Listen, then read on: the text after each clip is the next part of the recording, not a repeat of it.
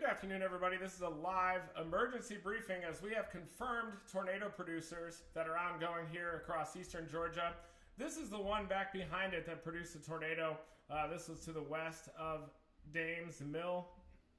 Now it's near the Eatonton area, and it no longer has a tornado warning. This is a code red live briefing as well because of the dangerous nature of this outbreak that's happening. And this is the one that we're watching right now to the southwest of the Sharon area. And this thing has a really robust mesocyclone.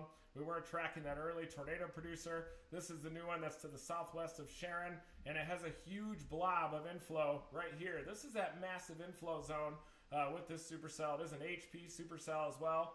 And right now I am watching for the organization of this RFD on the backside of this mesocyclone. The last tornado producer that produced the tornado had a big time rear flank downdraft pop on the south side of that mesocyclone.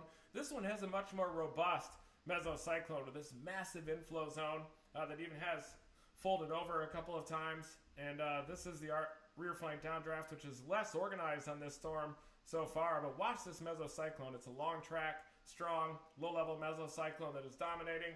We've got code red mode going right now because of the life-threatening nature of this tornado situation.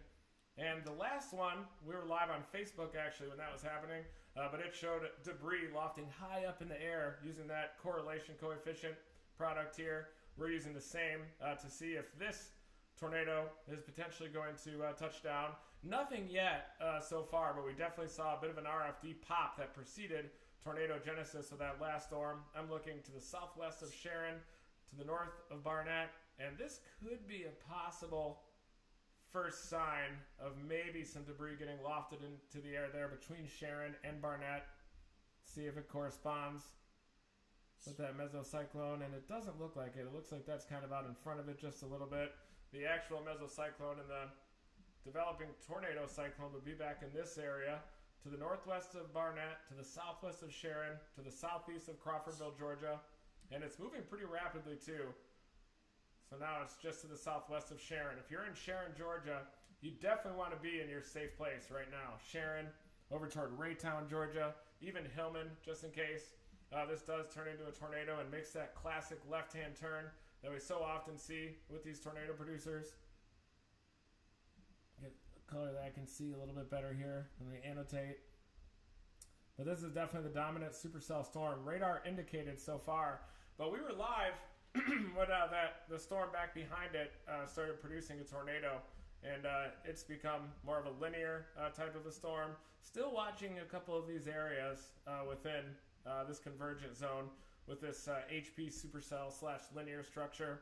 We still could get the development of a tornado in one of these two zones to the south of Eatonton, but it looks like it's moved into the stable air just a little bit to the south of Eatonton there. Look at all this convection blowing up out in front of it as that outflow surges off to the southeast.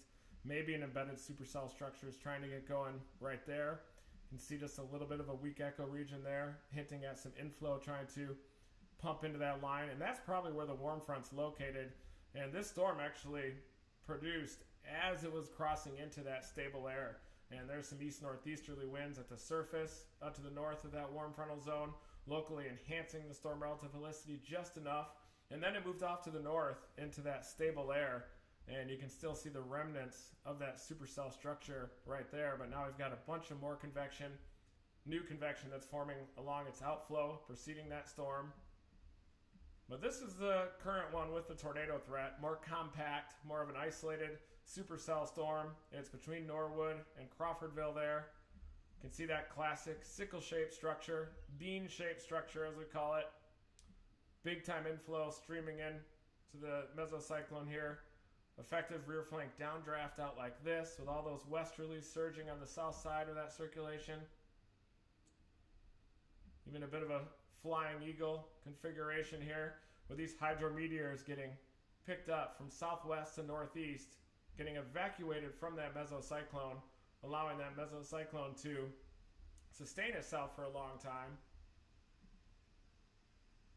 And it looks like the instability, one of the concerns I had for this storm was all this rain that's out in front of it. Quite a bit of rain-cooled air that it seems to be moving into. You might think that it would force that aspect of the warm front just a little bit further south with this rain-cooled air up there.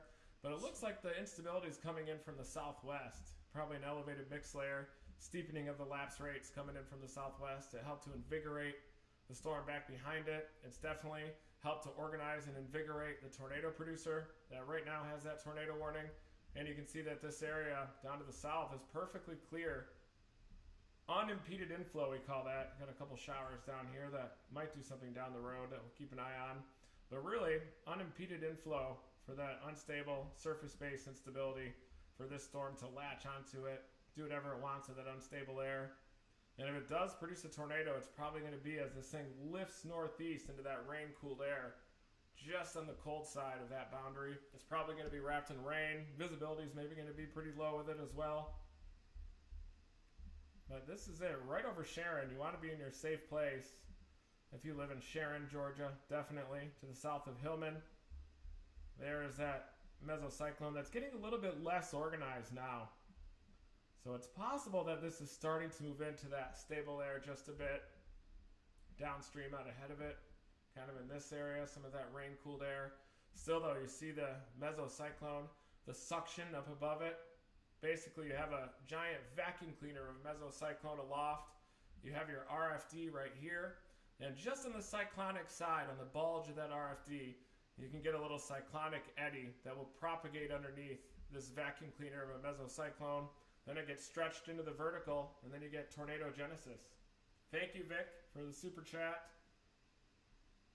Much appreciated, you guys. Supporting live briefings like this and live storm chasing. I actually just got back from chasing Louisiana yesterday, which was a complete bust, which is a good thing for the people of southwestern Louisiana, as they're still recovering from the record-breaking hurricane season this year. And I was going to drop down and chase this.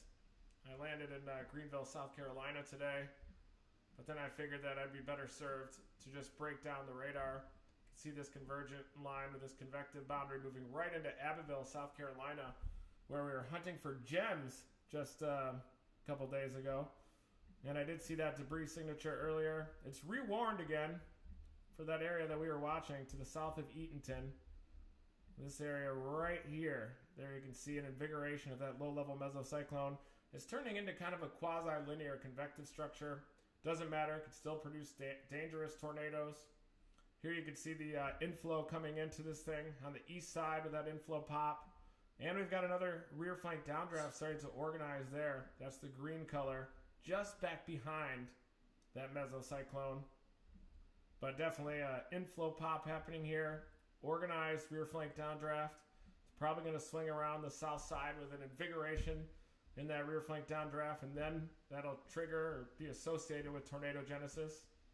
So the northwest of Flat Rock, right over Meta, just to the east of Meta, Georgia right now.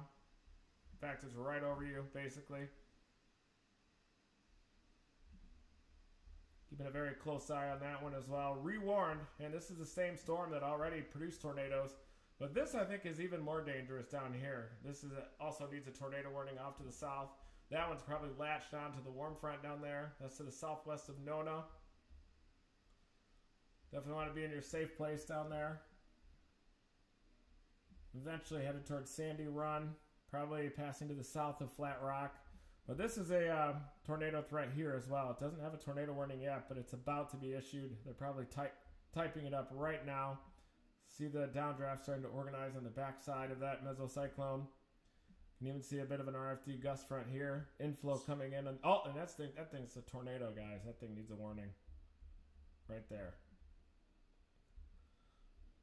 Tornado likely in progress here to the southwest of Nona by only about 3 or 4 miles.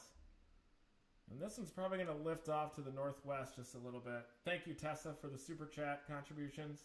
Much appreciated.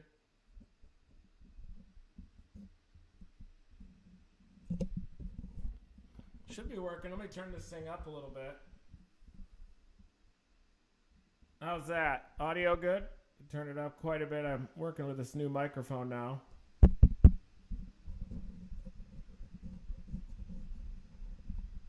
Yeah, we do have this confirmed tornado to the. It's not confirmed yet, but I'll confirm it. This one to the southwest of Nona. anytime you get these really compact low-level mesocyclones like this, it's a candidate to produce a tornado. See the RFD bulge out there. You can see the forward flank gust front right there. And then that notch right in between those two boundaries, that's where the tornado would happen. And there it is. There's that tornado warning that just got issued. Probably already a tornado to here to the southwest of Nona in progress right now. This is one that we were watching for a little bit. Radar indicated. Also got to keep an eye on those correlation coefficients.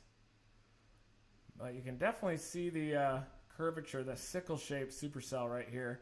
This one looks wrapped in rain as well. This very tight circulation. Completely wrapped in rain, but you can definitely see kind of a bounded weak echo region right there. Little donut hole.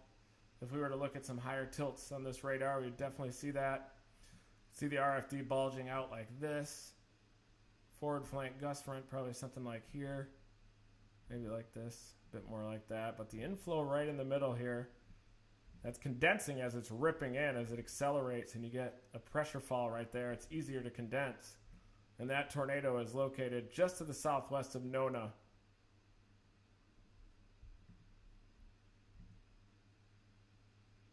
There it is, dominating. See how the one to the north looks? Got a pair of tornado producers. This is to the northeast of Meta. Not as strong of a signature, but still capable of producing a tornado. See a little bit of the rear flank downdraft trying to organize on the backside of that inflow zone, backside of the mesocyclone. The southern one looks a bit more healthy, in my opinion. And then we've got our Renegade up here. That mesocyclone's getting a bit more broad now at times, so I think that it is struggling with that rain-cooled air that has been off in front of it. That blob just a little bit west-northwest of Augusta there. This is more of a broad mesocyclone that's now to the southeast of Hillman, to the east of Sharon, but kind of a broad weakening mesocyclone, as I think it's struggling with that rain-cooled air just a bit. But these back two have gone warned again, and this time there's a pair of circulations. This one to the north was the tornado producer. This is probably the remnants of the old low-level mesocyclone, and it's developed a new one on its southern flank. This is a new cell down here that's by itself that I think is closer to the warm frontal zone. Both of these, though, definitely have tornado potential, compact couplets.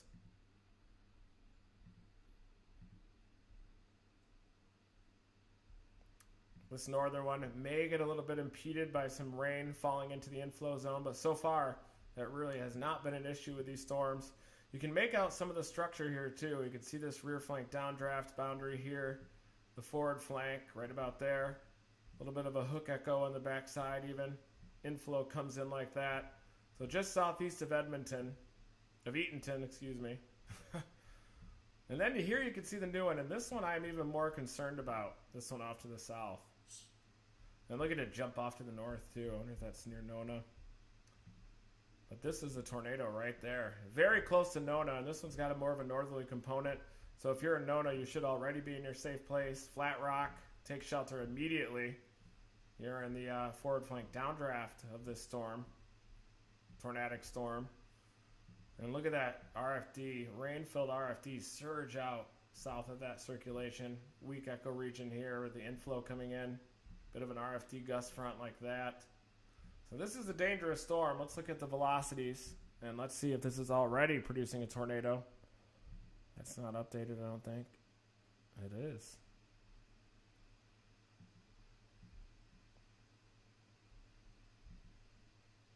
.340, that's 4 minutes old. So it probably is a little further northeast. But there's that tornado right there. It's probably a little bit sheared. It's definitely heading in the direction of Nona. Radar indicated circulation there. Quickly evolving situation. And I'm going to break down the environment now that these storms are nested within.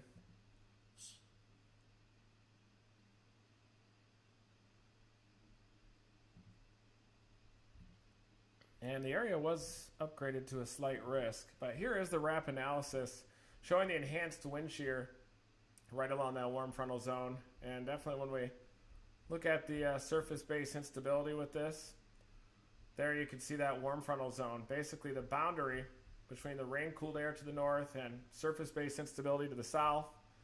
And there's probably a narrow belt with some east-northeasterly winds as well, kind of right on the north side, right along that warm front where there's some enhanced tornado potential. We definitely see that with the boost in the storm relative helicity. And I think that tornado threat is going to pass probably just to the north of Augusta, to the south of Abbeville, South Carolina, out in this region later on,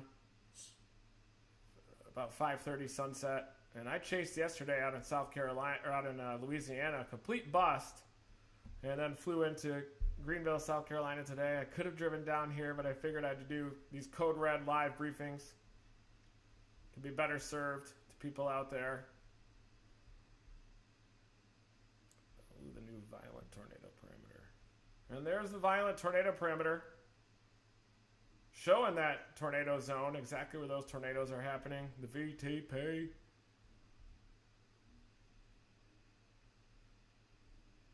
VTP. Here's the EHI, 0 to 1 kilometer EHI, just above 1. Maximized, showing you kind of where that surface-based instability overlaps with the greatest storm relative helicity. And notice how the parameters tail off a bit as you get in South Carolina. And I think as we get closer to sunset, you're probably going to really start to see that SIN begin to increase. Convective inhibition. There you can see that warm frontal zone. And that's where we're breaking down these tornadoes that are in progress right now. And this one has fallen apart a little bit, which is good news on approach to Nona. Velocity has come down with that one and the one to the north. So some good news here at the end. Look at both of these tornado cyclones or low-level mesocyclones start to weaken. This one probably produced right there to the south of Nona. Right there, probably produced. A lot of these are rain rat too, so I'm not sure if they're going to be very visible. I could have seen them though, because you can usually drive in there and there's just a little bit of descending air right around the vortex that can give you a view of it. But look at these both weaken a bit. And now let's go to the lead storm again. It might be starting to try to re-intensify just a bit here in the latest scans, but not the really formidable mesocyclone that it used to have. And I think that it's struggling with this blob of rain-cooled air out ahead of it. But it still looks pretty formidable. This is the lead storm, I think, that triggered the tornado warning, and we've kind of got a new cell that's developing in its wake along its outflow. Nope, it's all the same storm.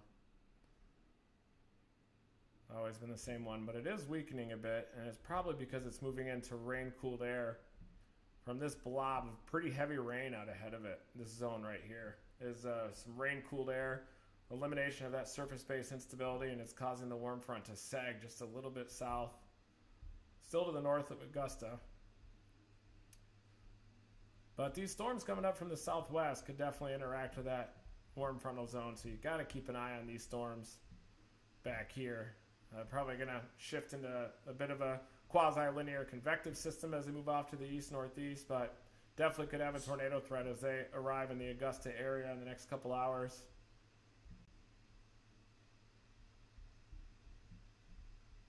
But these couplets are cycling a bit, reorganizing, and they could easily develop tornado potential once again. But right now it's trying to search for the best zone to develop inflow. You want to look for these elongated convergent zones, almost potential vorticity zones. The mesocyclone can be pretty broad, kind of an elongated convergent zone, and then that gives it more of a chance to tighten up into the mesocyclone, and you get that rear flank downdraft surging around the south side of it. Right now I'm not seeing any of those. Maybe right here, but not really.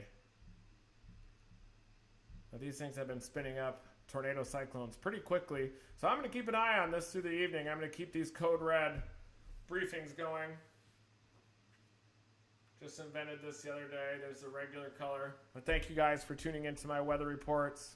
Kind of oscillating back between YouTube and Facebook here are these lives. Twitch, I'm going to launch a Twitch account as well for these radar breakdowns and my live storm chases in 2021. But thank you everybody for joining me. Happy New Year. Happy 2021. And I'm going to continue watching this tornado threat as we go through the evening. Never.